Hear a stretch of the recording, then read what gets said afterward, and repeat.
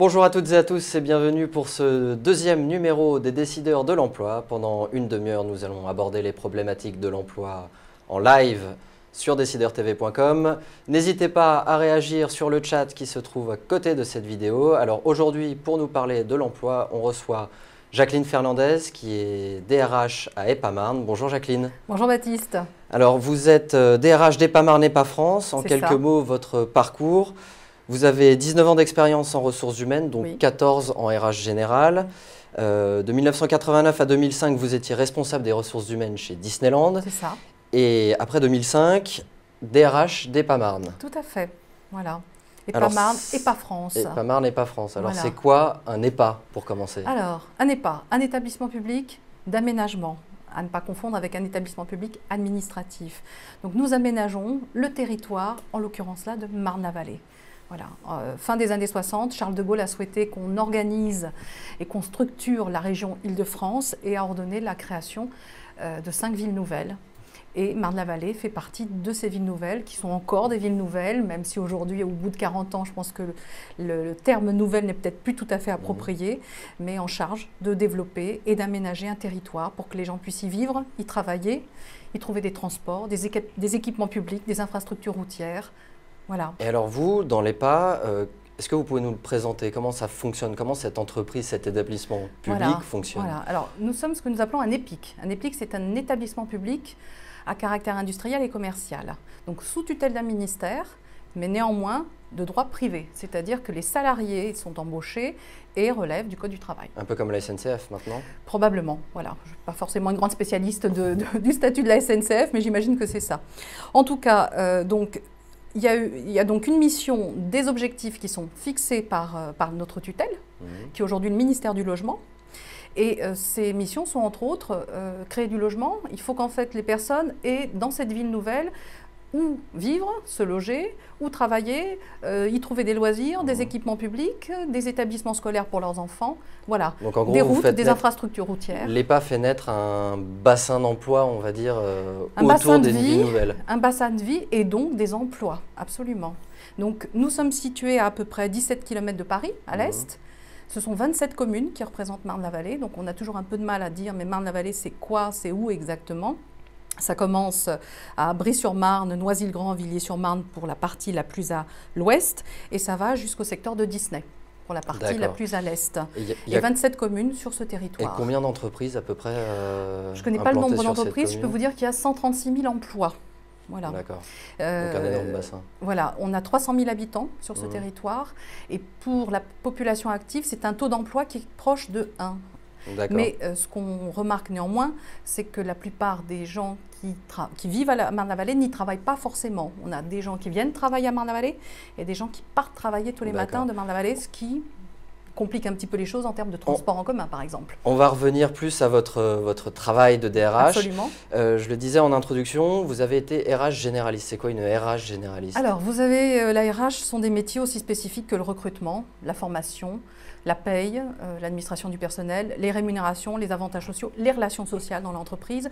Quand vous êtes RH généraliste, c'est-à-dire que vous avez en charge l'ensemble des fonctions RH, qui vont du recrutement jusqu'à ensuite l'administration du personnel dans une entreprise. On va parler emploi maintenant à l'EPA-Marne. Alors, quels sont les emplois proposés? Quels sont les profils recherchés? Alors, nous avons des métiers que nous appelons les cœurs de métier. Ce sont des urbanistes, des gens qui vont effectivement créer la ville, créer l'idée de ce que peut être un nouveau quartier, faire de la rénovation urbaine, puisque c'est également un des sujets qui aujourd'hui nous préoccupe.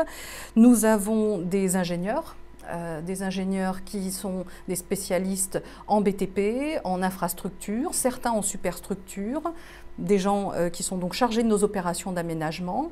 Nous avons une partie importante de la gestion du foncier, puisque nous avons un patrimoine foncier. Notre métier à EPA-Marne, c'est sur la base d'un foncier que nous possédons, nous allons développer, aménager ce foncier, tel que je vous l'expliquais tout à l'heure, et ensuite revendre à des promoteurs qui vont, eux, construire des logements. Des urbanistes, vous avez des ingénieurs. Nous avons des chargés de mission commerciale. Donc toute une partie de nos métiers sont le développement économique et commercial. Nous avons également ensuite toute une population support, hein, que ce soit effectivement de la RH en l'occurrence, que ce soit des juristes, que ce soit également des gens qui s'occupent des services généraux, entre autres. D'accord. J'ai une question internet de France. Oui. Quand on travaille dans un EHPA, on Oui. devient fonctionnaire ou pas? Eh bien non, non, parce que vous avez, le mot EHPA est également utilisé pour les établissements publics administratifs, où là vous avez effectivement des fonctionnaires. Nous ne sommes pas fonctionnaires à EHPA Marne, à part quelques fonctionnaires détachés, mais c'est une minorité parmi nos collaborateurs. Ce sont donc des salariés de droit privé qui travaillent comme dans une entreprise privée, tout à fait. Et vous nous avez parlé donc d'une grande diversité de métiers d'expertise. Comment on gère une telle diversité pour une entreprise comme Alors, écoutez, comment on la gère? En général, sur ce genre de profil, vous êtes surtout sur des gens qui sont passionnés par ce qu'ils font, qui ont le sentiment d'apporter, de contribuer à la création d'une ville. Ce sont des gens qui s'inscrivent dans une temporalité qui n'est pas celle que j'ai pu connaître dans mes expériences passées, parce que construire une ville, moi j'ai rencontré pour la première fois de ma vie des gens qui ont fait toute leur carrière professionnelle au sein de l'établissement public de Marne-la-Vallée. Et donc ça, c'est assez intéressant, mais parce que voilà, quand vous décidez d'un projet et que tel projet va se faire, aujourd'hui on parle du cluster de la Cité des Cartes, il s'y passe énormément de choses. Quand on parle du pôle touristique avec en l'occurrence Disney, vous mettez des années avant de voir les choses se concrétiser, sortir de terre. Donc la participation à ça fait que vous vous impliquez pendant de nombreuses années. Donc ce sont des gens passionnés, des gens experts, des gens qui ont besoin de s'approprier la mission qui leur est confiée et qui s'investissent énormément. Et vous les recrutez où, ces gens? Alors ces gens-là viennent, alors on a des jeunes qui sortent des écoles, hein, le STP, l'école des ponts, ce sont des sources… Des grandes écoles généralement. Oui, beaucoup de grandes écoles, tout à fait. Mais nous avons aussi des gens qui peuvent venir de collectivités territoriales, voilà, et qui ont un parcours qui peut nous intéresser parce que nous avons des partenaires externes avec lesquels nous devons donc travailler de manière très étroite, que sont les élus. Les élus aujourd'hui sont maîtres quant aux décisions qui s'appliquent sur leur territoire. Et nous avons 27 communes, donc 27 maires en l'occurrence, mais ensuite vous avez des intercommunalités, des communautés d'agglomération, la région, le département, les cantons. Donc tous ces acteurs-là participent au développement de Marne-la-Vallée et de tout territoire d'ailleurs. Et quels sont les atouts pour un EHPA? Comment vous arrivez à rendre en gros, à attirer le chaland? Alors, je pense qu'un établissement public, nous sommes sur un aspect… Alors, je vais vous donner l'exemple des archi-urbains qui peuvent travailler dans des ateliers d'architecture tout à fait célèbres et tout à fait donc connus et donc pour lesquels un passage dans leur cabinet va être important sur le CV. L'établissement public, nous sommes en maîtrise d'ouvrage et donc en fait, il y a besoin de connaître le métier pour pouvoir ensuite le diriger d'une certaine manière. C'est-à-dire qu'ensuite, on travaille, nous, avec des cabinets d'architectes et on va pouvoir dire aux architectes, voilà ce qu'on attend, voilà une mission pour laquelle vous avez été sélectionné sur ce territoire. Donc voilà, il y a maîtrise du métier et ensuite accompagnement et contrôle par ailleurs de cette activité. Et pourquoi, par exemple, les gens qui viennent vous voir, les futurs recrutés, eh ben, on fait le choix d'un EHPA plutôt que d'une administration centrale, par exemple? Alors, je pense que ça offre un peu plus de flexibilité par ailleurs. Je pense que nous avons, en termes de… je pense que c'est un peu moins lourd en termes de processus administratif, de processus de décision. Nous sommes 120 au sein d'EHPA Marne et EHPA France. Et je dirais que le processus de décision est assez rapide. Nous avons un directeur général, un comité de direction, puis les collaborateurs. Donc vous voyez, ce n'est pas comme dans les administrations centrales où vous avez souvent un chemin hiérarchique qui est beaucoup plus long. Je pense qu'ensuite, l'attractivité que peut représenter EHPA Marne, c'est effectivement la diversité des métiers. Vous êtes amené à travailler aujourd'hui en équipe projet.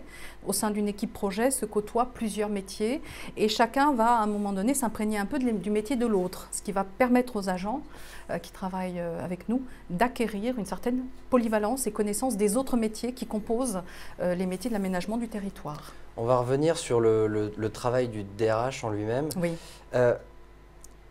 Qui est, lors du processus de recrutement, le décisionnaire? Est-ce que c'est l'opérationnel ou est-ce que c'est le RH? Alors, je dirais les deux. Pourquoi les deux? Pourquoi les deux? Parce qu'en fait, chacun a un regard un peu différent à apporter au processus de recrutement.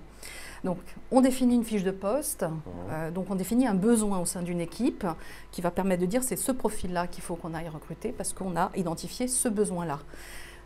Ensuite, moi, la DRH, je mets en œuvre le processus de recrutement, mais au moment des entretiens, en tout cas à l'EPAMARN, on essaye toujours d'avoir des regards qui se croisent, avec effectivement des positionnements qui ne sont pas les mêmes. L'opérationnel, c'est précisément dans quelle équipe il doit intégrer ce futur collaborateur. Donc il faut qu'effectivement, ce sont quand même des êtres humains qui travaillent ensemble, donc il faut qu'en termes de personnalité, on se dise oui, ça va très bien se passer.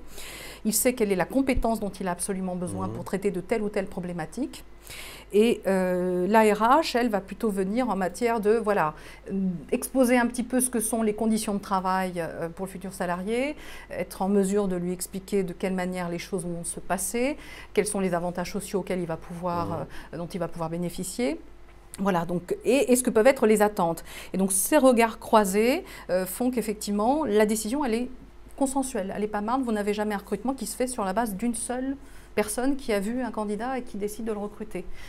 Et là, l'opérationnel, si demain je veux postuler pour travailler à l'EPAMARN, je dois faire quoi? Eh bien, vous allez pouvoir aller sur notre site internet, vous allez pouvoir y déposer votre CV. Puis maintenant qu'on se connaît très bien tous les deux, vous allez pouvoir m'envoyer directement votre CV que je pourrai diffuser auprès des directeurs opérationnels si votre profil effectivement peut répondre à un besoin que nous avons à un moment donné. On a un taux de turnover, ce qui est plutôt, je dirais, favorable, assez faible. Les gens se sentent bien à l'EPAMARN et je peux vous dire que fin 2012, notre taux de turnover était inférieur à 4%. Voilà, ce qui n'offre pas forcément toujours beaucoup d'opportunités en termes de recrutement. Justement, Martine nous pose la question, est-ce que vous avez des objectifs de recrutement fixés par le gouvernement ou votre ministère de tutelle? Alors, notre ministère de tutelle, je parlais tout à l'heure que nous dépendions du ministère de Logement, mais le ministère du Budget intervient également dans un processus de tutelle. Et nous sommes en tout cas, nous avons un plafond d'effectifs à respecter. Donc, aujourd'hui, ce plafond d'effectifs, il est fixé à 118 en effectifs temps plein. Je parle de manière très technique. Effectivement, dans ce contexte-là, voilà, c'est ce qui nous est fixé et c'est la marge de manœuvre et de liberté que nous avons. Voilà. Aujourd'hui, je peux vous dire que nous avons une marge d'à peu près 5 à 6 recrutements qui peuvent intervenir durant l'année 2013. Et ça sera à peu près pour tous les EHPAD ou juste pour le vôtre? Nous sommes un des établissements publics d'aménagement les plus importants en termes de taille. Je pense que l'EPADSA, qui s'occupe de la défense et de l'ex-établissement public Seine-Arche, a à peu près un effectif équivalent, sinon les autres établissements publics d'aménagement sont de taille bien inférieure. Voilà, donc ça varie en fait en fonction de la proportion du territoire sur lequel vous intervenez. Et on va rester dans le recrutement. Les contrats d'avenir, c'est le grand projet du gouvernement pour relancer l'emploi. Est-ce qu'il s'applique à des établissements publics? Voilà. Alors, tout ce qui relève de la loi s'applique aux établissements publics. Donc, ce projet Contrat d'avenir que nous avons examiné, effectivement, c'est un projet extrêmement important. Nous avons par ailleurs, nous, une part de notre population non négligeable de seniors, puisque 26% des effectifs de l'EPAMARN ont au moins 55 ans. Donc, bien évidemment, la question se pose du maintien dans l'emploi de ces personnes. Aujourd'hui, le départ à la mise à la retraite… Justement, les retraites, on verra ça un peu plus tard. Donc, comment ça se concrétise les emplois d'avenir pour les emplois d'avenir pour l'EPAMARN aujourd'hui, pas de projet d'application immédiate, pas de perspective d'emploi non plus à une grande échelle. Voilà, la condition, c'est vous maintenez un senior dans l'emploi, ce que nous faisons de manière assez naturelle sans avoir besoin de passer par ce processus. Et donc, l'embauche d'un jeune vous permet un certain nombre de réductions fiscales, voire sociales. Excusez-moi. Aujourd'hui à l'EPAMARN, on a bien fixé le cadre juridique, on en a parlé avec la direction générale. Pas de projet dans un court terme, mais on est effectivement, voilà, si on a la possibilité d'embaucher un jeune qui réponde aux conditions de ce que prévoit ce projet, eh bien oui, on l'appliquera bien évidemment. Le processus est moins lourd parce que nous sommes moins de 300 salariés à l'EPAMARN. Question de Max, des étudiants d'école de commerce ont-ils leur place dans un EHPAD? Oui. Nous avons des personnes qui ont un profil école de commerce, y compris des étudiants. Nous essayons même d'en embaucher dans le cadre de l'alternance. Eh bien, nous avons je vous parlais tout à l'heure du secteur d'activité lié au développement économique et commercial, pour lequel ce type de profil peut tout à fait répondre à celui que nous pouvons être amenés à recruter parfois. Alors, vous parliez tout à l'heure, justement, j'aime pas l'expression, mais les seniors. Oui. Quels sont les nouveaux défis en fait pour les DRH avec l'allongement de l'âge de départ légal à la retraite? Tout à fait. Comment est-ce que vous gérez ça comme DRH? Eh bien, écoutez, je veux dire, cette problématique, si on peut appeler ça une problématique, n'est pas forcément nouvelle à l'EPAMarne. Lorsque je suis arrivée il y a 6 ans dans cette structure, l'âge moyen était de 51 ans. Donc la question se posait d'ores et déjà de savoir effectivement comment est-ce qu'on maintient dans l'emploi tout en, comment dirais-je, renouvelant les compétences et tout en faisant en sorte que notre savoir-faire soit pertinent et jugé pertinent pour le développement de ces territoires. On a un plan de formation qui est, où on va bien au-delà de nos obligations légales. C'est-à-dire qu'aujourd'hui, on dépense quasiment 2% pour le plan de formation au lieu de 0,9% de la masse salariale. Donc, on double nos obligations. Donc, on a un objectif de formation qui est très important. On a régulièrement des métiers qui sont en constante évolution, c'est-à-dire qu'au fur et à mesure qu'évoluent les dispositions réglementaires en matière, je vous parle de développement durable par exemple, moi quand je suis arrivée à l'EPAMarne en 2007, les Grenelles de l'environnement n'étaient pas encore intervenus et donc ce sont régulièrement de nouvelles dispositions réglementaires que nos équipes doivent intégrer, donc appréhender et pour lesquelles nous les formons régulièrement de façon à ce que progressivement dans les relations que nous avons avec et nos partenaires que sont les élus, mais également les promoteurs, ce genre de dispositions puisse être intégré dans la façon de travailler. Donc ce sont des métiers qui sont en perpétuel développement. Voilà. D'accord.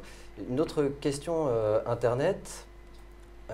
Comment faites-vous pour attirer les talents? En général, les collectivités n'attirent pas les meilleurs profils, si? Eh bien, écoutez, oui, je comprends. C'est certainement, alors effectivement, nous avons, je pense, des salariés qui nous rejoignent, enfin des collaborateurs qui nous rejoignent, parce qu'ils s'inscrivent dans une démarche assez particulière. C'est-à-dire qu'il faut savoir qu'effectivement, un établissement public, c'est un endroit où on ne va pas forcément, par exemple, évoluer en termes de salaire comme on peut évoluer dans le privé. Justement, quelles sont les évolutions possibles? Les évolutions possibles, elles existent néanmoins, mais elles sont, je dirais, davantage gérées par un processus qui est extrêmement cadré et contrôlé par notre tutelle financière dont je vous parlais tout à l'heure. Néanmoins, rien n'empêche que les gens puissent évoluer, puisque ça se fait aussi sur une base d'ancienneté dans les postes, mais d'à peu près 4 à 5% par an. Voilà, donc pas tout le monde, mais ponctuellement, je dirais que sur un tiers des effectifs, les gens arrivent progressivement à avoir 4 à 5% d'augmentation par an. Et est-ce qu'il, comme dans les administrations, est-ce qu'il n'existe pas un plafond de verre en fonction des diplômes des employés qui les gênerait en fait dans leur évolution? Alors, on a effectivement 120 personnes, ça ne permet pas des perspectives, des opportunités d'évolution pour tout le monde. Donc, vous avez effectivement des agents qui, au bout de 4, 5 ans, et c'est d'ailleurs le discours qu'on leur tient lorsqu'on les embauche, quand ils sont jeunes, soit jeunes diplômés, soit 2-3 ans d'expérience quand ils nous rejoignent, c'est de se dire, voilà, il faut absolument que cette expérience d'EPAMarne valorise votre CV. Et se poser la question à 4-5 ans, si je suis encore là, quelle perspective j'ai de pouvoir accéder à un niveau de responsabilité supérieur, sachant que les opportunités, il n'y en a pas de manière quotidienne. Voilà. Quelles sont les passerelles, si jamais on n'a pas d'opportunité pour évoluer dans EPAMarne, quelles sont les passerelles possibles pour aller plus loin dans sa carrière après? D'accord. Alors, EPAMarne permet aux gens d'accéder au moins à des métiers de chef de projet qui deviennent des spécialistes pluridisciplinaires du métier de l'aménagement du territoire. Et très souvent, c'est l'option que nous permettons, enfin en tout cas que nous offrons à nos collaborateurs. Et vers l'extérieur, vous avez effectivement d'autres instances, des fois un peu plus importantes, ou des SEM, que ces profils intéressent particulièrement. C'est quoi des SEM? Ce sont des sociétés d'économie mixte et qui interviennent également en tant qu'aménageurs pour beaucoup sur le territoire, pour le compte de communes, pour le compte d'intercommunalité. Donc il reste soit dans l'administration, soit dans le semi-privé, on va dire, ou semi-public. C'est un peu ça. Mais quand vous voulez faire de l'aménagement du territoire, vous avez de toute façon des interlocuteurs que sont les pouvoirs publics en place, qui sont aujourd'hui ceux qui centralisent le pouvoir. Voilà, en tout cas les communes aujourd'hui ont réellement leur mot à dire, ce qui n'était pas forcément le cas lorsque EPAMarne a été créé, pour le développement du territoire. Une question de Yep, comment revend-on une expérience dans un EPA? Comment est-ce qu'on la valorise donc? Eh bien écoutez, je pense que les projets sur lesquels les gens interviennent sont des projets absolument passionnants. C'est ce que je vous disais tout à l'heure, on rencontre des gens pour qui traiter avec des élus qui sont des personnes exigeantes, hein, ils ont des électeurs à satisfaire bien évidemment, des personnes qui vivent sur un territoire qui ont des exigences. Donc à partir du moment où vous intervenez sur ce qu'est le cadre de vie des gens, ça vous rend extrêmement, enfin je veux dire, vous devenez, vous êtes extrêmement impliqué dans des sujets qui sont hautement stratégiques. Et ça c'est ce qui permet ensuite assez facilement, en tout cas à nos jeunes, on les voit, hein, on voit que le turnover s'exerce de manière assez naturelle et que les CV restent tout à fait valorisés après un passage à l'EPA-Marne. Avant de travailler à l'EPA, justement, vous étiez dans le privé, donc chez Disneyland. Tout à fait. Quelles sont les différences notoires entre donc, ces établissements publics à caractère un peu spécial et de travailler dans le privé pour un employé? Pardon. Deux sujets pour moi majeurs, deux différences que j'ai pu vivre personnellement. Bon, Disneyland Paris, ce sont 12 à 14 000 salariés sur un même site. Donc quand vous gérez une population, comme c'était mon cas, de 850 salariés, eh bien, vous ne connaissez pas tout le monde et c'est une gestion qui s'applique à des types de populations, la restauration là, l'hôtellerie là, etc. Quand vous arrivez dans une structure avec 120 personnes, vous êtes dans beaucoup plus de gestion personnelle de chaque personne. Chaque personne a une histoire au sein de cet établissement public. Chaque personne a participé à des projets. Chaque personne s'est appropriée d'une certaine manière quasiment l'établissement, quasiment le territoire. Et donc c'est une gestion qui va être beaucoup plus dans une approche personnelle. Et quelles sont les différences de recrutement? Est-ce qu'il existe des différences de recrutement entre le public et le privé? Vous qui avez cette double casquette maintenant. Alors public, nous on est public tout en étant privé. Bon, pour l'expérience que j'ai eue précédemment, Disney, quand on lançait des campagnes de recrutement, c'était sur des milliers de recrutements. Hein. L'été, vous avez besoin de saisonniers et donc vous faites ou des tours en Europe, parce que vous avez la notion linguistique qui rentre en ligne de compte.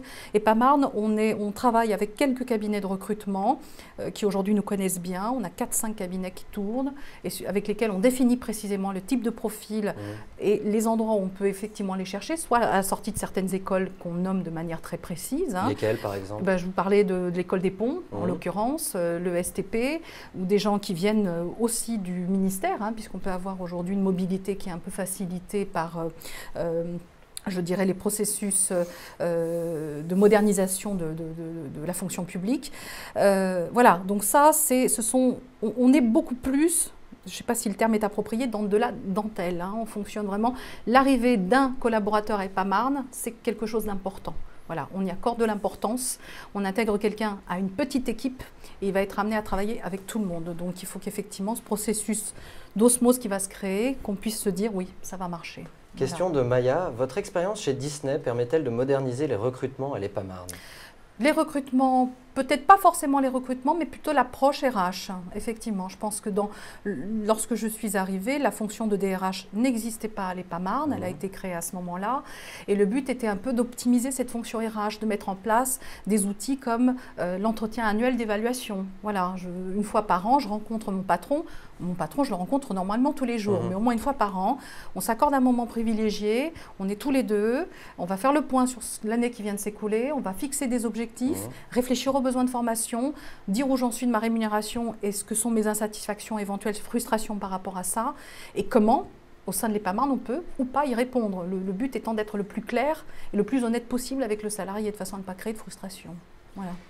Avec les changements de statut, là, on voit l'EPA-Marne, c'est vraiment Enfin, les EHPAD sont vraiment des établissements mixtes entre le public, le privé. Oui.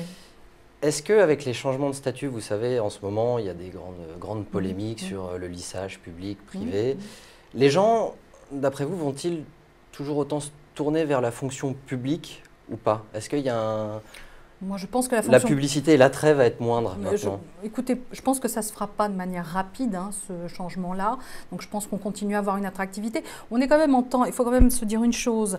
Alors, nous sommes un établissement public, mais de droit privé, hein, ce qui est vraiment une spécificité, j'en suis bien consciente, et donc qui ne permet pas toujours de comprendre. La question de vos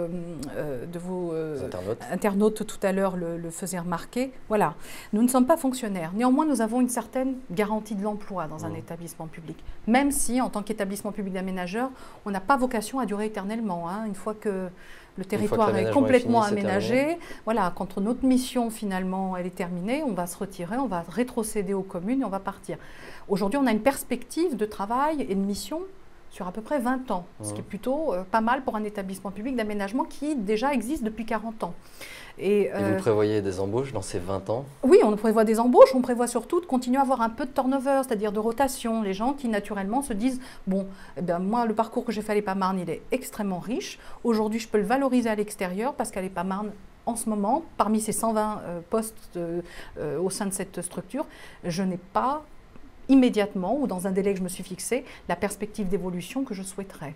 Voilà, donc effectivement, moi je pense que l'attrait d'un établissement public comme celui d'EPAMarne va perdurer. On n'a pas de difficulté à embaucher, on n'a pas de difficulté à identifier les candidats et les profils qui nous intéressent. Il y a une certaine méconnaissance de ce qu'est notre statut, de notre relation à une tutelle qui est un ministère, et néanmoins de l'application du Code du travail dans la relation du travail.